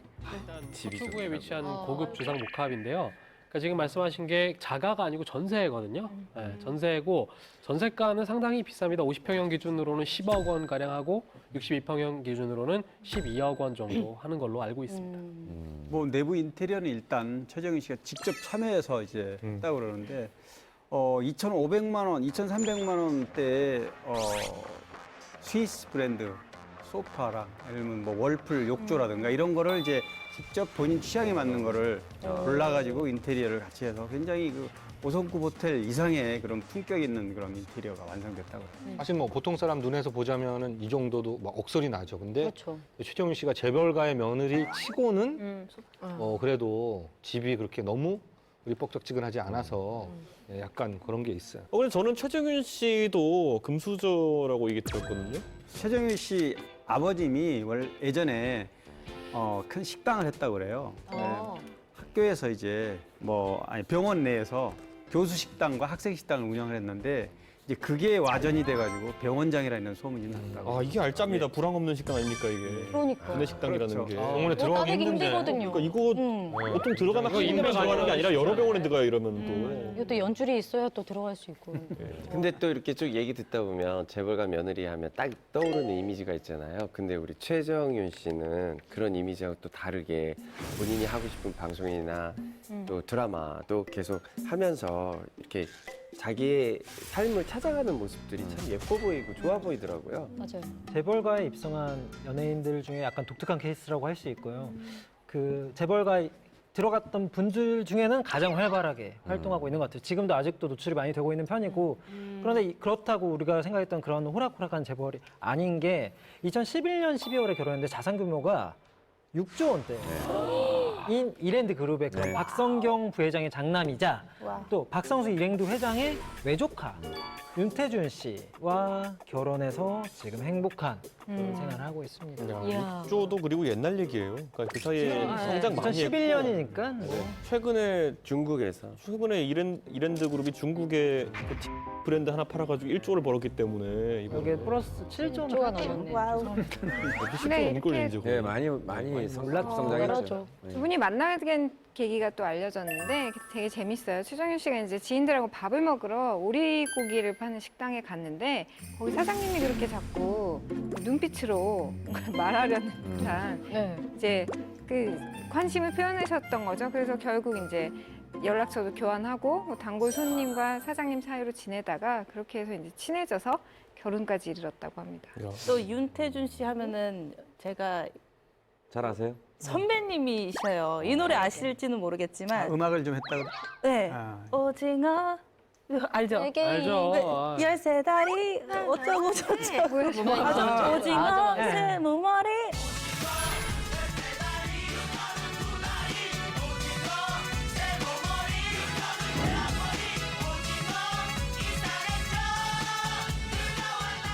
그래서 아마 이게 보통 재벌가에 들어가면 연예 활동을 못하게 하는데 남편의 적극 호응 속에서 최정윤 씨가 왕성한 활동을 하는 것 같습니다. 남편이 뭐 결혼 전부터 많이 배려를 했던 것 같아요. 예비 신랑 때부터. 그래서 주변에서는 최정윤 씨가 또 재벌가라고 그래서 혹시라도 뭐 예물 준비하면서 파산하는 게 아니냐 이런 걱정까지 했다 그러는데 전혀 그런 걱정할 필요가 없었던 게 그 시부모될 분들도 뭐 고급 예물이라든 이런 것보다는 그냥 살림에 오히려 버티는 이런 굉장히 그 검소하고 현실적인 부분에 초점을 맞췄다고 그래요. 야, 괜찮다. 근데 4살 연하라고 제가 알고 있거든요. 남편분이. 그러면 집안의 반대는 거의 없었나요? 전혀 없었던 건가요? 일단 그 부분보다는 최정윤 씨는 처음에 결혼을 결심을 했을 때 자신이 연예인이기 때문에 이런 부분에 대해서 혹시 선입견이 있지 않을까라고 걱정을 했었대요. 그런데 이 박성경 부회장은 시어머니죠. 전혀 그런 것은 뭐 개의치 않았다고 하는데 말씀하신 것처럼 이 여자가 연상인 부분 이 부분은 약간 좀 우려했던 부분이 있었나 봐요. 근데 결혼 후에 남편에게서 그런 우려가 있었다라고 전해 들었다고 하더라고요. 결혼 후에 들었구나. 결혼 후에 들었대요. 다행이네. 그리고 어디 방송에서 말씀하신 것 같은데 시어머니 복이 남편 복보다는 시어머니 복이 더 크다고 말씀하신 적이 있어요. 오히려 시어머니께서 더 바쁘시대요. 그래서 며느님 본인한테 이렇게 뭐 잔소리나 이런 거 잘 안 하신다고. 시집살이 할 틈이 없군요. 시집살이를 잘 안 하셨다고 그렇게 말씀을. 근데 너무 좋다. 시어머니도 바쁘시고 잔소리 안 하고. 바빠도 잔소리는 충분히 하실 수 있는데. 전화로도 할 수 있지만. 그럼요. 시어머니의 진짜로. 관계를 좀 엿볼 수 있는 뭐 에피소드 같은 게 있는데 최정윤 씨는 이 시어머니인 박성경 부회장을 일주일에 한 번은 꼭 만난다고 해요. 아무리 사이가 좋아도 이건 조금 힘들지 않을까 싶은데 어머님이 굉장히 말씀도 잘하셔서 잘 통하는 부분이 있나 봐요. 굉장히 호탕하시고 또 카리스마도 있는 분이기 때문에 좀 사이가 되게 우리가 생각하는 그 이상으로 좋긴 한 것 같아요. 우리가 원하는 며느리의 삶이잖아요. 시어머니랑 최고죠. 예, 대화도 통하고 말도 잘 아니래요. 김민수 씨가 아니래요. 그리고 남편분도 잘생기시잖아요. 또 이제 그렇죠. 가수 생활도 하시고 그렇지. 연예계를 이해를 하신다는 그러니까. 게 정말 큰 것 같아요. 그게 중요하죠. 최정윤 씨처럼 많은 지지와 응원을 받으면서 행복하게 살아가는 분들도 계시지만 우리의 생각처럼 재벌가와의 결혼이 반드시 행복을 보장해 주지는 않을 것 같다는 생각이 드네요. 네, 자유로운 생활을 해오던 연예인들에게는 사실 재벌가의 엄격한 문화는 좀 멍해로 다가왔을 것 같다라는 생각을 하는데요. 그렇다면 안타까운 결말을 맞은 연예인들은 과연 누가 있을까요? 네, 많은 분들이 아실 텐데 이분은 무려 나이 차이가 27살 차이예요. 바로 장은영 전 KBS 아나운서. 이분은 결혼 전 뭐 열애 때부터 굉장히 숱한 화제를 뿌렸었는데 결국 결혼 11년 만에 파경했다는 소식도 예전에 들렸었죠. 그때 장은영 씨는 초혼이었는데 이제 최영석 회장은 이미 3번째 결혼이었는데다가 이제 자녀도 3명이 있었기 때문에 더 화제가 됐고요. 근데 27살 차이가 역대 최고 아닌가. 그럴 수도 있겠다. 근데요? 어떻게 만나신 거예요? 당시에는 이제 KBS 아나운서들이 외빈, 청와대에 외빈이 초청돼서 와 있을 때 통역하는 그런 게 있었대요, 당시에는. 그래서 이제 이 둘 인연도 1997년에 청와대에서 시작이 됐다고 그러는데 아무튼 당시에 그렇게 그런 자리에서 만났는데 장은영 씨는 뭐 최 전 회장의 어떤 남자다운 호탕함 이런 거에 매력을 느꼈다고 그러고 최 전 회장은 물론 뭐 장은영 씨 미스 코리아 출신에 또 영어 유창하게 하죠. 뭐 재색을 겸비한 멋진 아나운서한테 그냥 한눈에 반한 거죠. 그렇다면 그런 두 사람의 결혼 생활은 과연 어땠나요? 사실 최현석 씨 같은 경우에는 그 아내가 사실 그 당시 젊고 또 인기가 상종가일 때였는데 꿈을 펼치지 못하는 것 같아서 좀 안타깝게 이렇게 생각했는데요. 근데 뭐 장은영 씨 같은 경우에는 최현석 회장이 사실 굉장히 굴곡을 많이 겪었거든요. 회사도 좀 어려워지고 그리고 본인도 뭐 형을 살게 되고 이렇게 했을 때도 옆에서 항상 지키면서 이렇게 뒷바라지를 했다고 이렇게 합니다. 아니 그런데 왜 이혼을 하신 거죠? 결별설은 좀 일찍 돌았어요. 2007년 정도에 결별설이 돌았었는데 그 신장 수술한 다음부터는 실제로 따로 살았다고 해요. 최 회장 같은 경우는 학교법인 공산학원 사택에서 살았고 뭐 장은영 씨 같은 경우는 대학원 졸업을 위해서 서울에서 따로 지내게 됐거든요. 그래서 이들 부부는 그러다가 이제 2010년 4월이었죠. 합의 이혼으로 결혼 생활을 마무리했습니다. 사실 뭐 사랑을 아무리 한다고 해도 27살 나이 차이는 계속 갖고 가기엔 조금 힘든 어떤 차이를 계속 만들어내지 않았을까 싶어요. 그것도 그렇고요. 나중에 들어봤는데 이 최현석 전 회장이 아이를 원치 않았다고 해요. 장은영 아나운서는 아이를 굉장히 원했다고 합니다. 심지어 어떻게 얘기를 했냐면 만약에 나 닮은 딸 하나만 있었어도 일이 이렇게까지는 되지 않았을 거다라고 얘기하는 걸로 봐서 두 부부 간의 이 출산과 관련해서 갈등이 좀 있었을 거라 짐작을 해볼 수가 있죠.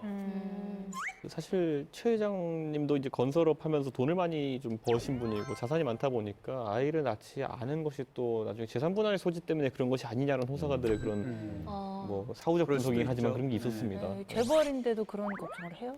사실 재벌가일수록 이런 거에 대해서 좀 사전에 좀 기획을 하는 경우가 있죠. 그렇게까지 화낸다는 말을 재산이 질문을 많다 보니 가진 게 적으면은 고민할 게 없어요. 할게 없으면 미안합니다, 이게 말로 미안합니다. 혼난다는 얘기잖아요. 그러니까 이 두 분은 별거 생활이 좀 있었잖아요. 네. 근데 장은영 씨가 뭐 우울증이 있을 정도로 굉장히 정신적인 고통이라고 해야 될까요? 굉장히 좀 힘든 시간을 보냈었고 아무래도 과거 화려했던 자신의 어떤 커리어들 있잖아요. 그런 것들 다 내려놓고 결혼 생활을 했기 때문에 그것에 대한 어떤 향수, 미련이 있을 수밖에 없었겠죠. 또 혼자 계속 생활을 했기 때문에 외로움도 많이 있었다라고 전해져요. 때문에 최원석 회장도 그 이혼을 했을 때 아내된 장은영 씨에게 굉장히 미안했다, 놓아주고 싶었다라고 심경을 밝히기도 했어요. 이혼 후에 장은영 씨는 어떻게 살고 있나요? 되게 일반인들은 이제 재벌가에서 이혼 얘기가 나오면 위자료를 얼마 받았냐 이거 관심이 많아요. 근데 뭐 합의열이니까 두 사람이 뭐 위자료라든가 재산 분할에 대해서 일체 알려진 게 없고 다만 장은영 씨가 그 당시까지 맡고 있었던 학교법인 공산학원 이사장직은 그대로 유지하는 걸로 그렇게 합의를 했다고 그래요. 근데 그 후에 재혼을 또 하셨죠. 네, 바로 그 해에 장은영 씨가 또 이모 씨하고 결혼을 했는데 2011년에 아들을 낳았죠. 그동안 풀지 못했던 약간 서름이 해소가 될 것 같아요. 그렇죠. 근데 제가 듣기로는 최현석 회장도 소문이 또 돌더라고요. 혹시 여자 문제였나? 그렇죠. 뭐 최원석 회장하면 여자 문제 뭐 이런 부분에 대해서 굉장히 많은 소문들이 있었고 나중에 또 뭐 책을 통해서 밝혀진 부분도 알려진 부분도 있는데 일단 먼저 97년도에 장은영 아나운서와 열애설이 났을 때도 이때 이미 유부남이었다는 것이 굉장히 큰 파란이었죠.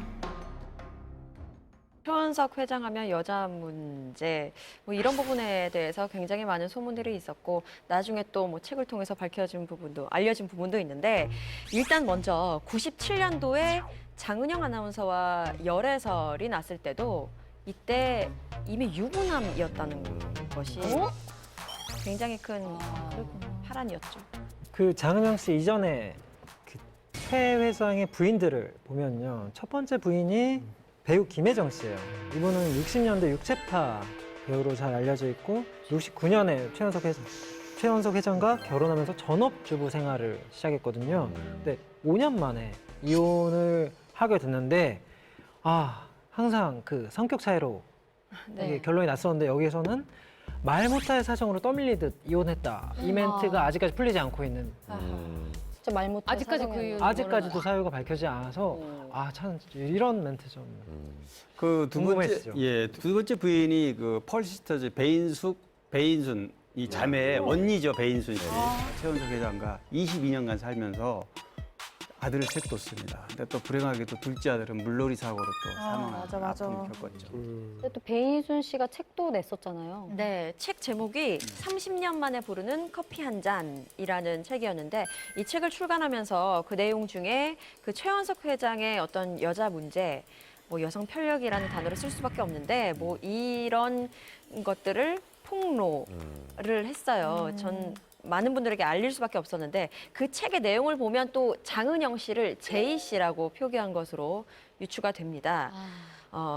이 최원석 회장이 굉장히 뭐 여자 간의 문제, 뭐 이런 불륜 이런 것 때문에 자신의 결혼이 파국으로 치닫을 수밖에 없었다라고 책을 통해 기고를 했고요. 그렇게 됐기 때문에 이 자서전 출판 당시에 장은영 씨도 굉장히 많은 비난을 또 받았죠. 그랬을 것 같네요.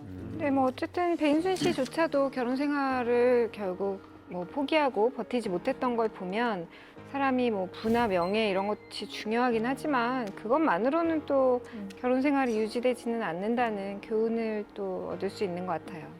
장은영 아나운서뿐만 아니라 재벌가와 결혼해 불행했던 또 다른 연예인이 있었죠. 네, 바로 정윤희 씨입니다. 네, 그렇습니다. 정윤희 씨, 80년대 미녀 트로이카로 불렸죠. 장민 씨, 유진 씨와 함께 정말 최고의 여배우셨는데 중견 기업가였던 조규영 중앙산업개발회장과 84년도에 결혼을 합니다. 네. 그리고 그 이후에 바로 연예계에서 은퇴를 하죠. 지금으로 치면 정말 완전 원조 한류 스타 이렇게 부를 수 있고요. 아까 그 트로이카 얘기했는데 트로이카 중에서도 정윤희 씨의 어떤 인지도는 아주 탁월했습니다. 왜냐하면 당시에 대만 타이페이에서 정윤희 씨가 이제 행사가 있었는데 그 공항에 너무 사람이 민파가 많이 몰려가지고 업무가 마비될 정도로 그렇게 대단한 인기였고 당시에는 좀 전 세계적으로 또 좀 유례가 없는 CF 몰아찍기를 할 정도로 정윤희 씨 인기 대단했습니다. CF를 하나하나 나눠서 많이 찍는 것도 대단한데 몰아 찍는 거는 무슨 초인적인 힘인가요? 대단하시네요. 몰아서. 아니 이 정도로 아시아를 들었다 놨다 하던 톱스타 여배우가 어쩌다가 은퇴까지 하게 된 건가요?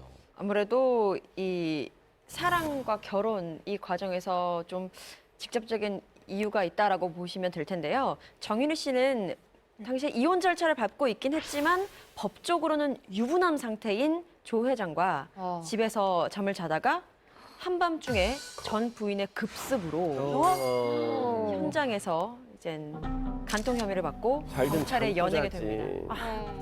뭐 당대 최고 스타였는데 정윤희 씨가 정말 신문과 방송 떠들썩했죠. 이 사건으로. 예, 그런데 어쨌든 이 사건을 통해서 이제 조 회장 부인이 거액의 위자료를 받으면서 일단락은 됩니다. 그리고 정윤희 씨도 이제 조 회장하고 4개월 후에 정식 결혼하고 부부연을 맺는데 이 사건을 겪으면서 정윤희 씨는 완전히 연예계를 은퇴하는 그런 상황. 당시의 그 사회적 분위기를 보면 이거는 당연히 다시 돌아올 수 없는 상태죠. 왜냐하면 그쵸. 인기가 뭐 지금 따지면 김태희 곱하기 송혜교 곱하기 전지현 제곱이니까 와, 너무 심한데. 그랬다가 하루아침에 이렇게 간통녀가 된 거잖아요. 그렇죠.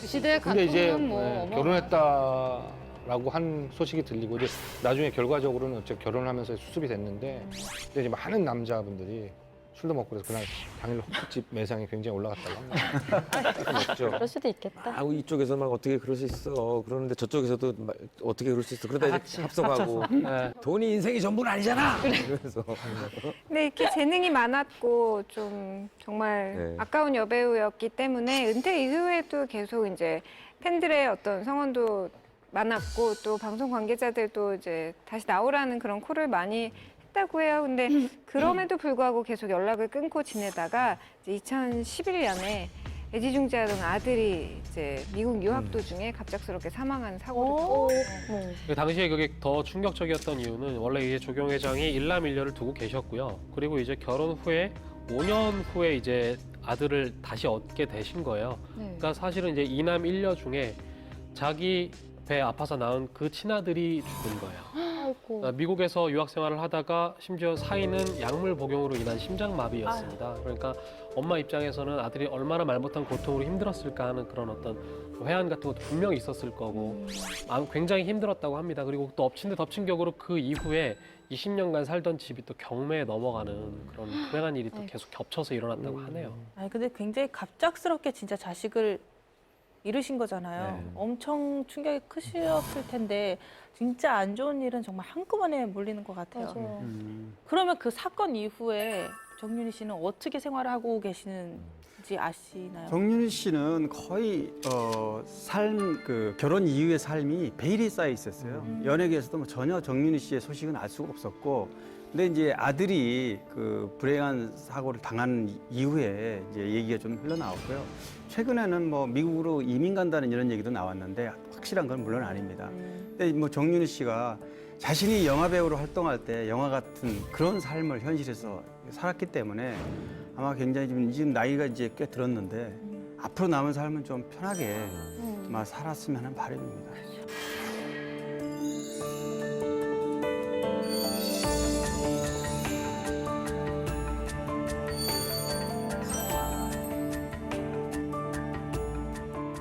오늘 저희가 준비한 풍문은 여기까지입니다. 네, 다음 시간에는 더욱더 은밀하고 궁금한 풍문과 함께 찾아오겠습니다. 감사합니다. 감사합니다. 감사합니다. 아유, 수고했어요.